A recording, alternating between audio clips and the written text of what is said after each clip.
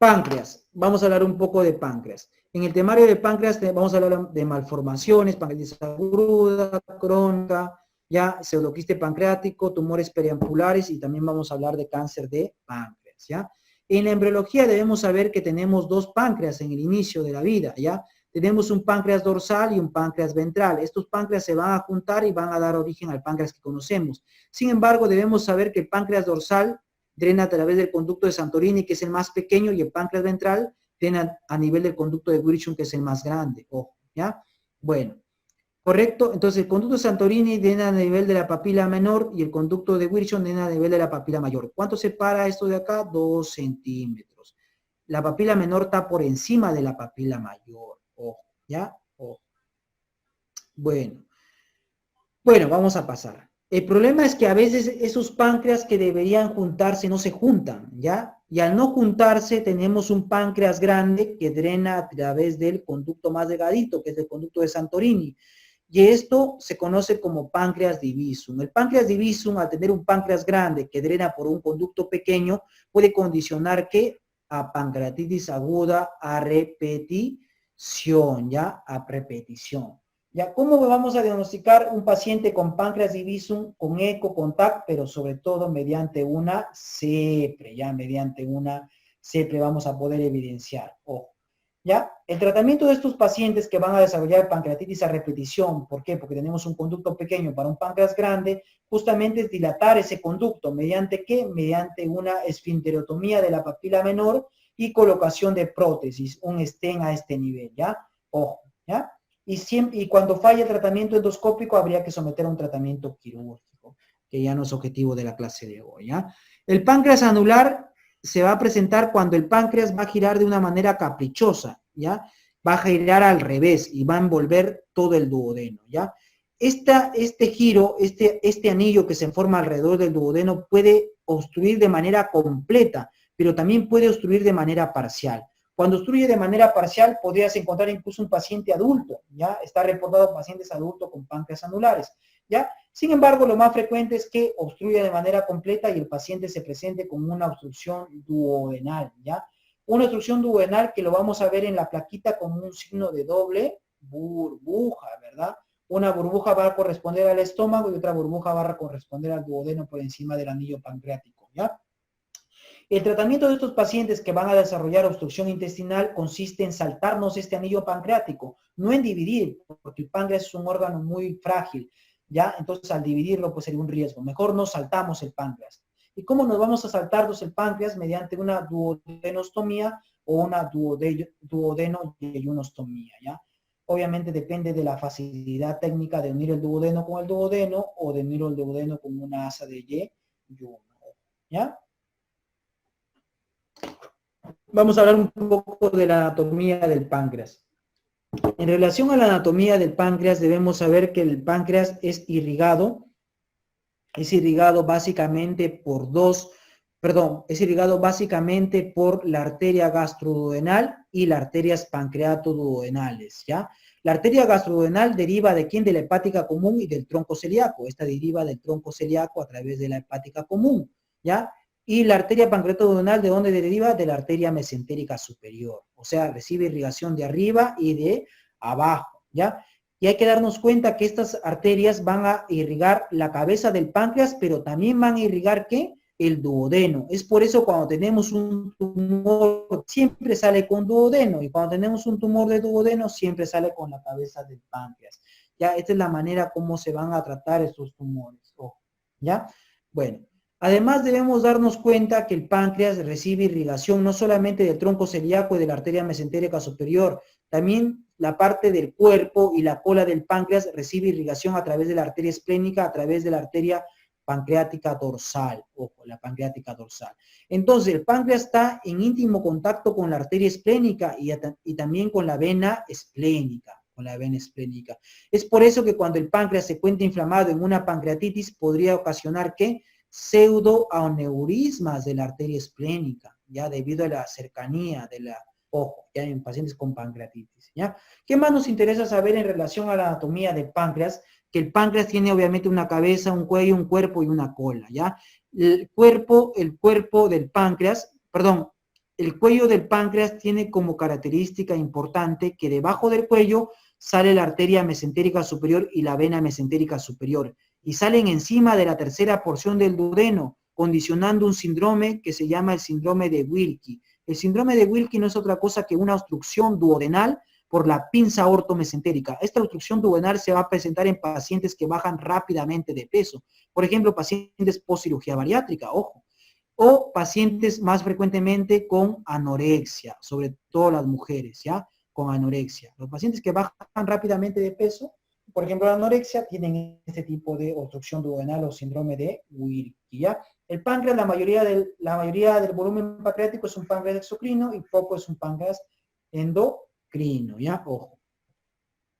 Vamos a hablar un poco de pancreatitis aguda desde el punto de vista quirúrgico, porque esto posiblemente ya lo han revisado o lo van a revisar también en gastroenterología, ¿ya? Desde el punto de vista quirúrgico, debemos saber que el diagnóstico de pancreatitis aguda se da con dos de los siguientes tres criterios, ¿ya?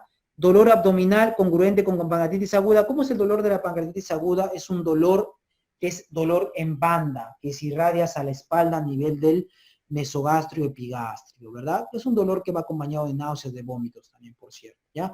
Y además, actividad de lipasa sérica o milasa sérica aumentada por lo menos 3 veces el valor normal, ¿ya? Y además, un hallazgo de imagen compatible con inflamación pancreática, que puede ser una ecografía, una resonancia o una tomografía. Ojo que solamente necesito 2 de 3. Es por eso que este de acá no debo considerarlo. ¿Por qué? Porque las pruebas de imágenes en pancreatitis se deberían hacer pasadas las 48 horas, no al ingreso, ¿ya? Y las pruebas de imágenes son tomografías, ojo, tomografías con contraste, ¿ya? Con contraste. ¿Por qué? Porque es la única manera cómo vamos a ver que la necrosis pancreática, ¿ya? Esa es la manera como se debe hacer. Dentro de las causas de pancreatitis aguda tenemos a la cabeza nosotros la enfermedad de la vía biliar, pero también tenemos el alcohol, ¿ya? El alcohol, el OH. Cuando estas dos se juntan, el pronóstico es malo, ¿ya? Además tenemos la hiperlipidemia, que sobre todo la hipertrigliceridemia, ¿ya? La hipertrigliceridemia la vamos a evidenciar como que, la hipertrigliceridemia la vamos a evidenciar, ¿ya? En la hipertrigliceridemia vamos a tener un dato característico, que estos pacientes pueden cursar con amilasa normal, a pesar de tener pancreatitis, pueden cursar con amilasa normal. Pacientes con hipertrigliceridemia, pregunta de examen. También los traumatismos pueden ocasionar pancreatitis, ¿ya? Pero esa pancreatitis generalmente se presenta 24 horas después del traumatismo, ¿ya? La isquemia también puede deberse, neoplasias, ¿verdad? Infecciones, veneno, el veneno del alacrán, ya, fármacos, ya, idiopática, fármacos como el lindinavir, ¿verdad? Todo eso puede ocasionar pancreatitis, ¿ya? La pancreatitis se cree que se debe a un aumento de la presión ductal dentro del páncreas, ¿ya? Esa presión ductal dentro del páncreas generalmente se puede deber a una obstrucción, por ejemplo, en una litiasis, enfermedad de las vías biliares, o alguna otra causa que se desconoce, ¿ya? Eso ya lo van a ver seguro mejor en gastroenterología, ¿ya? En relación a los factores pronósticos de pancreatitis aguda, tenemos los signos pronósticos de Ransom, que ya lo han visto seguro en gastroenterología, pero ahí les dejo les dejo los criterios al ingreso y a las 48 horas. Además tenemos los grados de pancreatitis aguda de acuerdo a la clasificación de Baltasar, ¿verdad? Baltasar establece 5 valores, ¿ya? Mediante tomografía vemos esto que obvio es con contraste oral y endovenoso, ¿ya? Entonces, el Baltasar A es páncreas normal, Baltasar B, inflamación de la glándula pancreática, Baltasar C, inflamación del tejido peripancreático, Baltasar D, cuando hay una colección, y Baltasar E, que es lo que me importa más a mí como cirujano, que es cuando tenemos presencia de 2 o más colecciones o gas. ¿Y por qué me importa cuando hay gas? Porque gas generalmente es igual a infección, ya, por eso me interesa, ya.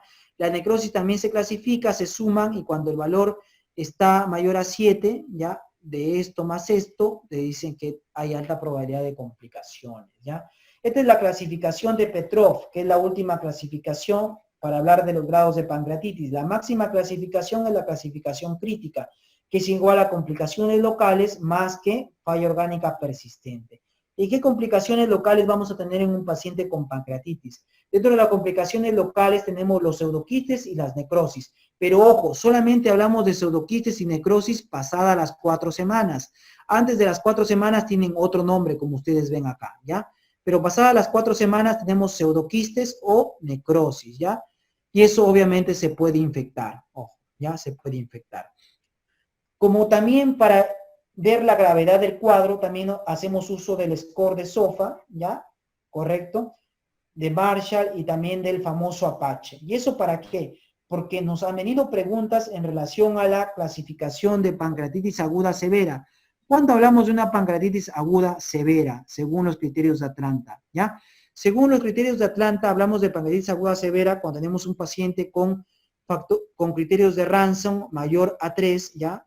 Apache mayor a 8, falla orgánica o necrosis o abscesos o pseudoquistes. Todo esto se conoce como pancreatitis aguda severa. Ha venido preguntas, ojo, ¿ya? Obviamente si es severa el pronóstico es peor. ¿Qué otros factores pronósticos negativos tenemos? El aumento de PCR mayor a 150 es un factor pronóstico negativo y también la hipocalcemia, ¿ya? La hipocalcemia. ¿Por qué? Porque se consume calcio en una pancreatitis, ojo, ¿ya? Eso también es importante porque es motivo de pregunta. En el manejo de un paciente con pancreatitis aguda debemos empezar hablando de la analgesia. La analgesia de un paciente con pancreatitis aguda deberíamos tener cuidado del uso de opioides, sobre todo de la morfina, porque la morfina puede contraer el esfínter de Oddi, ¿ya? Y al contraer el esfínter de Oddi, el paciente se puede, obviamente, complicar peor, porque la pancreatitis justamente se produce por eso, ¿verdad? Porque aparentemente hay una obstrucción a la salida de la secreción pancreática, ¿verdad?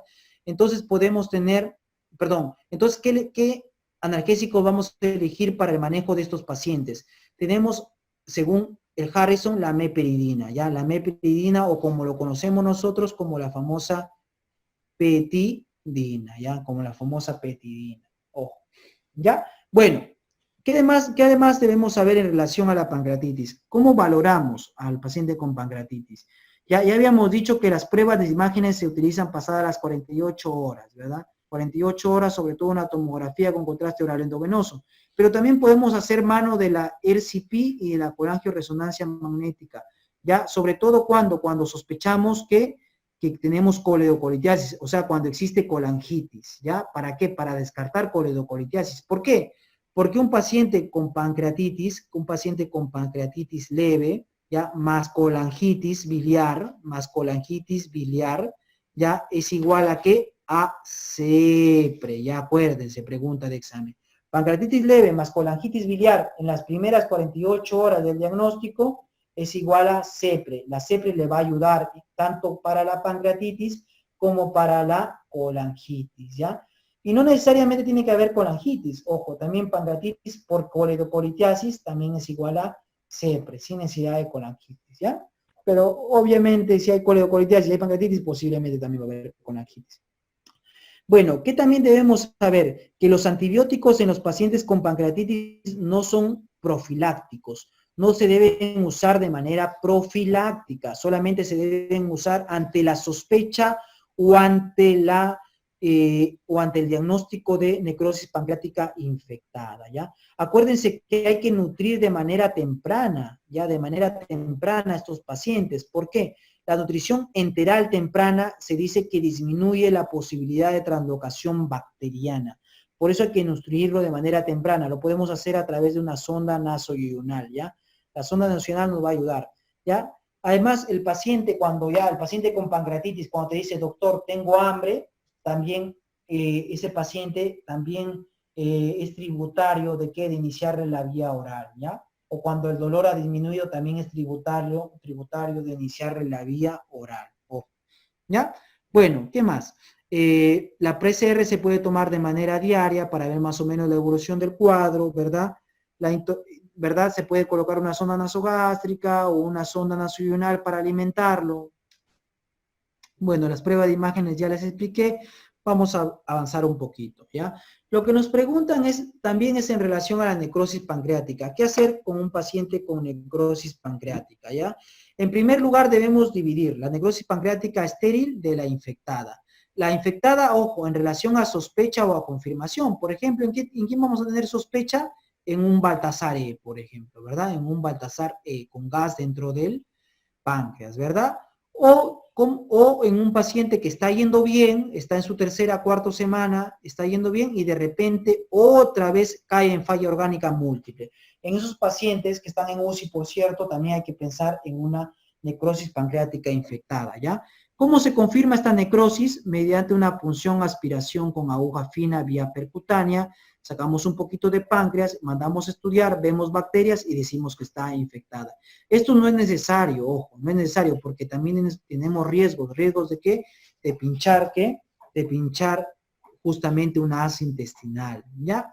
Ojo, ¿ya? Y además tenemos riesgo de que si ese páncreas no estaba infectado, como lo vamos a pinchar, le podemos meter la infección, ¿ya? Entonces, la misma sospecha amerita un tratamiento, ¿ya? La misma sospecha amerita un tratamiento y la confirmación también. Ojo, el tratamiento es un abordaje step up, ¿ya? ¿Correcto?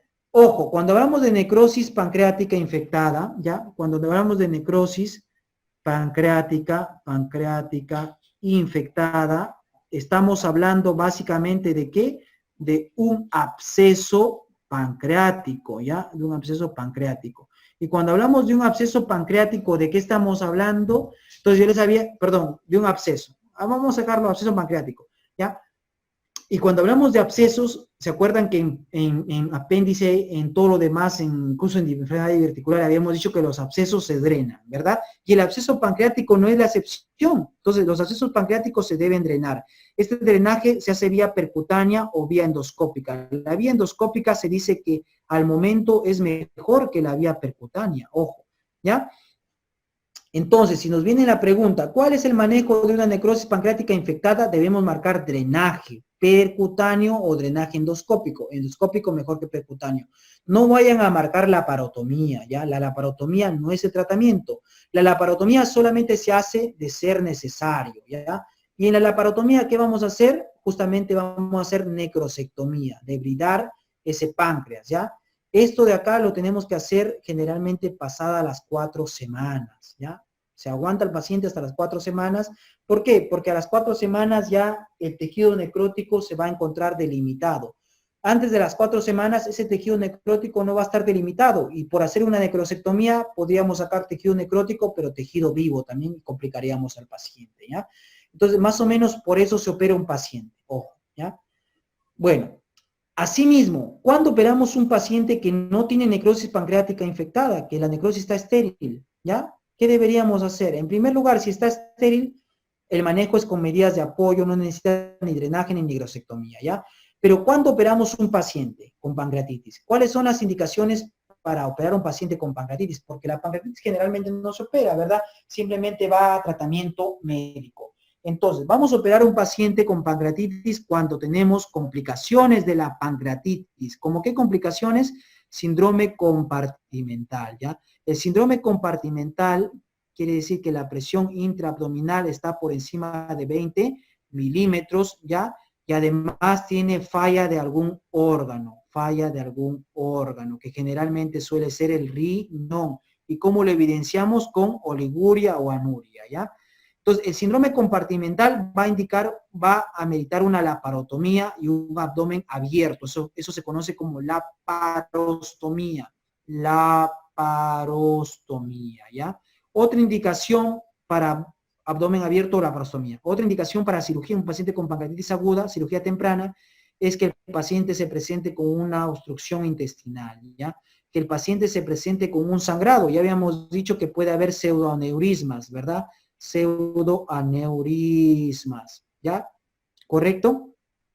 O que el paciente se presente con una perforación, ¿ya? Todo esto amerita un tratamiento, pero el tratamiento es básicamente de las complicaciones, el páncreas ni se toca. Recuerden que un paciente con pancreatitis, si fallece, va a fallecer, ¿por qué? Por falla orgánica múltiple.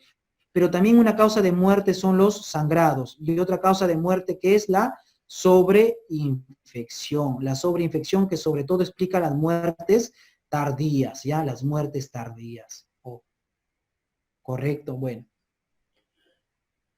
Bueno, vamos a avanzar un poco, ¿ya? En pancreatitis crónica, ya lo han visto seguramente en la parte de gastroenterología.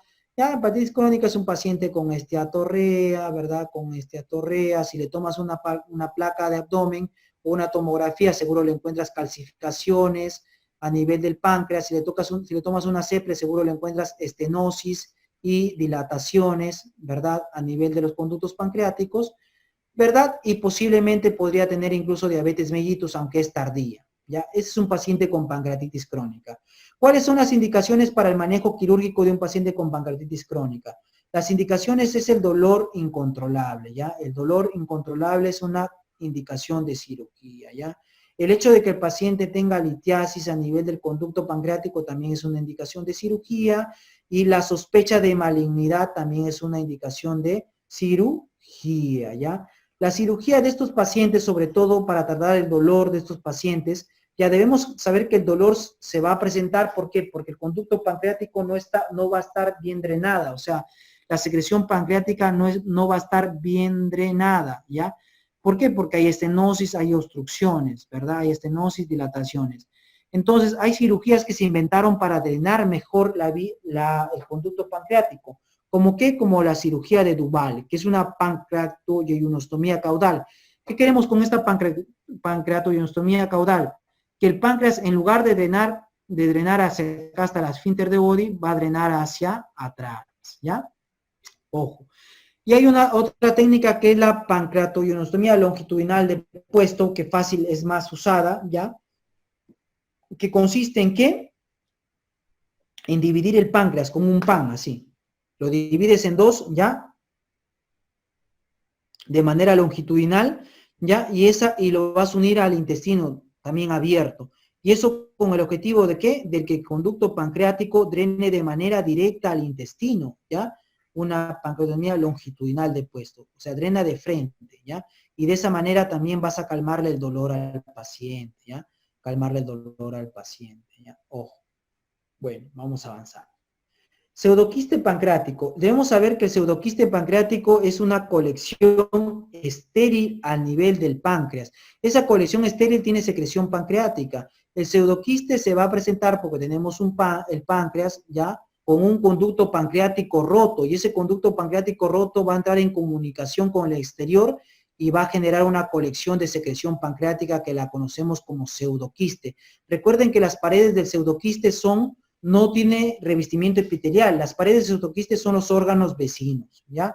La complicación más frecuente de la pancreatitis, ¿cuál es? El pseudoquiste. Sin embargo, el pseudoquiste tiene como mayor causa la pancreatitis crónica, ¿ven? Ojo, la pancreatitis crónica. ¿Cuál es el tratamiento del pseudoquiste? El tratamiento del pseudoquiste es conservador con NPT y ayuno, y si persiste, obviamente cirugía o drenaje, ¿ya? ¿Qué complicaciones potenciales tiene? Sobre todo la infección, pero también puede haber hemorragia y por pseudoneurismas también. Pero lo más frecuente es la sobreinfección, ¿verdad? La sobreinfección. Esto generalmente pasa en la cuarta, quinta, sexta semana del cuadro, ¿ya? Entonces, el pseudoquiste pancreático se va a tratar básicamente cuando mide más de 6 centímetros, cuando ha pasado más de 6 semanas del episodio agudo, o cuando da síntomas. Estos síntomas están en relación básicamente a obstrucción intestinal, porque puede obstruir el duodeno, ¿verdad? O la misma salida gástrica, ya obstrucción intestinal, o también a obstrucción biliar, ¿ya? O sea, el paciente puede cursar con ictericia por obstrucción del colédoco, o también a nivel de los conductos intrapancreáticos, o a nivel del colédoco mismo, ¿ya? Entonces, estos son los síntomas que puede dar un paciente, y obviamente también dolor, ojo, ¿ya? Obviamente también dolor. ¿Ya? Entonces, estos son los síntomas que se presentan en un paciente con pseudoquiste pancreático. Esta triada condiciona el tratamiento, y el tratamiento del pseudoquiste pancreático, ojo, es la derivación interna, ¿ya? Derivación interna o drenaje interno, Esto se hace vía endoscópica, como ustedes ven acá. ¿Y qué se drena? Se drena el pseudoquiste, ¿ya? El pseudoquiste, perdónenme, el pseudoquiste se va a drenar ¿hacia dónde? Se puede drenar al estómago, si el estómago está cerca al estómago, al duodeno o al yeyuno, ¿ya? Dependiendo de la cercanía, ojo, ¿ya? Por ejemplo, acá está cerca al estómago, se está drenando al estómago, ¿ya? Esto se hace vía, ojo, vía endoscópica, ¿ya? Pero en nuestra realidad generalmente no lo hacen así. En nuestra realidad, ¿cómo lo hacen? Vía laparoscópica, ¿ya? Vía laparoscópica y hacen lo mismo. Pueden drenar el pseudoquiste al estómago, al duodeno o al yeyuno, pero ojo, vía laparoscópica. O también, si no hay mucho manejo de laparoscopía, vía abierta. Pero el tratamiento es este, y esto es lo que deben marcar en la pregunta del examen. Derivación interna, drenaje interno, ¿ya? Tumores periampulares. Los tumores periampulares pueden ser tipo NM de cabeza de páncreas, ampuloma, colangiocarcinoma distal o NM de duodeno, ¿ya? El que tiene, más frecuente es el NM de cabeza de páncreas, el que tiene peor pronóstico a cabeza de páncreas, el que tiene mejor pronóstico el ampuloma. Y recuerden que el ampuloma da como clínica ictericia intermitente, ¿ya? Porque es un tumor que crece a nivel de la ampolla de Vater, ¿ya? Ya a nivel de la ampolla de Vater y va a crecer, como crece rápidamente, perdón, como crece, se va y no le va a alcanzar el flujo sanguíneo para alimentar el tumor, se va a necrosar. Entonces, al necrosar se va a decrecer y otra vez va a pasar la bilis. Y eso, obviamente, se va a manifestar mediante ictericia intermitente, ¿ya? Otro cáncer que tiene buen pronóstico también es el cáncer de duodeno, ¿ya? El cáncer de duodeno, ojo. Bueno, hablando de cáncer de páncreas, la localización más frecuente del cáncer de páncreas justamente es la cabeza, ¿verdad? La cabeza ya en aproximadamente el 80% de los pacientes. Luego, obviamente, el cuerpo y la cola. Ya el tipo histológico de los tumores del páncreas son de tipo adenocarcinoma, ¿ya? Y el adenocarcinoma, ojo, ductal, o sea, que surgen de las células de los ductos pancreáticos, ¿ya? La epidemiología es más frecuente en pacientes ancianos, se ha relacionado con la diabetes mellitus, con la pancreatitis crónica, se ha relacionado con el tabaco, ¿verdad? Se ha relacionado asimismo, espera un segundito, pancreatitis crónica, ya se ha relacionado con el tabaco, ya, ojo. Obviamente también se ha relacionado como de otro tipo de tumores, como el síndrome de Lynch, ¿verdad? Con con este tipo de neoplasias endoclínicas múltiples. Entonces, se ha relacionado con varios tipos tumorales. Sin embargo, estos de acá son los más representativos, ¿ya? Diabetes, ¿ya? Cáncer de pancreatitis crónica y tabaco, y en ancianos, ¿ya? La triada sintomática de estos pacientes va a estar dada por dolor, ¿verdad? Dolor más pérdida de peso, y además una ictericia, ojo, ictericia, ¿ya? Otros síntomas en los pacientes con cáncer de páncreas, puede haber náuseas, puede haber vómitos, puede haber obstrucción intestinal, puede haber vesícula palpable indolora, ¿verdad? Y eso se conoce como signo de Courvoisier-Terrier, ¿verdad? Es una vesícula palpable, grande, pero es indolora. También puede haber síndromes paraneoplásicos, como la tromboflebitis migratoria de Trousseau, por ejemplo, ¿ya? Y en la clasificación tenemos que saber diferenciar un tumor resecable de un tumor irresecable, ¿ya? Un tumor resecable de un tumor irresecable. Para nuestra mala suerte, el cáncer de páncreas es prácticamente el de peor pronóstico, ya del aparato digestivo, y la mayoría se presenta, más o menos casi el 80% a más, se presenta como tumores irresecables. Dentro de los estudios de imagen hacemos uso de la tomografía, ¿verdad? Puede ayudarnos también la resonancia magnética, la colangioresonancia magnética, y la CEPRE nos va a ayudar con mayor eficacia, ¿verdad? Sobre todo para ver las vías biliares.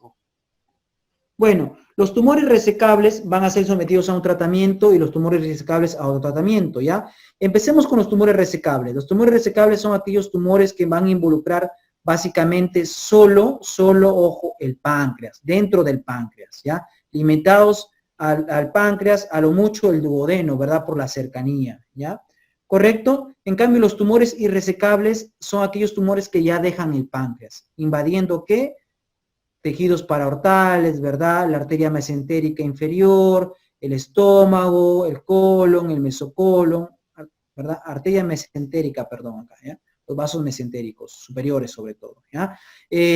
Involucra la vena porta, la arteria hepática, el tronco celíaco, los vasos, mayor a 180 grados. O sea, básicamente cuando el cáncer sale del páncreas, ya se vuelve irresecable. Ya, ojo, también cuando afecta a los ganglios, a nivel del tronco celíaco, que por ahí he visto una pregunta, también es irresecable, ¿ya? También es irresecable. Invasión del hígado, del peritoneo, también es irresecable, ¿ya? Entonces, los tumores irresecables ameritan un tratamiento, pero ese tratamiento es paliativo nada más, para calmar el dolor o las molestias, ¿ya? Ese tratamiento paliativo se hace ¿para qué? Para evitar la obstrucción intestinal, ¿ya? La obstrucción intestinal, o evitar la obstrucción de la vía biliar, ¿ya? De la vía biliar. Ojo, o sea, evitar que el paciente vomite o evitar que el paciente se ponga como pato, amarillo ictérico, ¿ya? Las derivaciones quirúrgicas, porque puede ser vía quirúrgica o vía no quirúrgica, las quirúrgicas tenemos la derivación tipo hepatoyunostomía, que es para derivar la vía biliar, ¿ya? Hepatoyunostomía, y la gastroyunostomía para evitar justamente los vómitos, ¿ya? O para drenar el tracto gastrointestinal, ¿ya? Solamente nos estamos saltando el páncreas, no estamos retirando el tumor, ¿ya? Otras medidas no quirúrgicas para calmar la sintomatología, por ejemplo, el drenaje biliar externo vía CTPH, esto para drenar la vía biliar, ¿ya? ¿Ya? Para drenar la vía biliar, ¿ya? Y el stent biliar por ceple también para drenar la vía biliar, ¿ya? Recuerden que también se puede infiltrar los nervios esplácnicos con alcohol al 95%, ya esto a nivel de los nervios del tronco celíaco, ya los nervios del plexo celíaco, ya. Se queman los nervios con alcohol, ya, esto mediante radiología percutánea. Esto es parte de la terapia del dolor de estos pacientes, para calmar el dolor. Ojo. Cuando los tumores son resecables, ya se ofrece un tratamiento curativo. Y ojo que este tratamiento curativo también aplica para los ampulomas, para los periampulomas, ya también aplica para los tumores periampulomas, ya, ojo, ya. Y cuando hablamos de el tratamiento para los tumores periampulomas, hablamos básicamente de esta cirugía, la famosa cirugía de Whipple, ¿ya? Porque los tumores que se involucran el cuerpo y la cola del páncreas son sometidos a otra cirugía, que es la pancreatomía distal con esplenectomía. ¿Por qué esplenectomía? Porque es técnicamente casi imposible sacar el páncreas sin lesionar, sin tener que sacar el vaso, ¿ya? Bueno, sin embargo, hace unos días estaba viendo una conferencia de que sacaban el páncreas sin sacar el vaso. Bueno. Ya, los carcinomas multicéntricos se someten a pancreatomías totales y luego hay que darle enzimas pancreáticas al paciente, ¿ya? Hay un formulado que se llama CREON para eso. Ojo.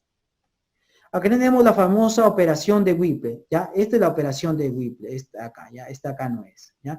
Así se creó la operación de Whipple y contiene 3 anastomosis, coledocoyunostomía, pancreatoyunostomía y gastroyunostomía. Esto puede ser motivo de pregunta, ¿ya? Motivo de pregunta. La cirugía de Whipple y la cirugía pancreática se relaciona mucho con retardo del vaciamiento gástrico, ¿ya? Retardo del vaciamiento gástrico.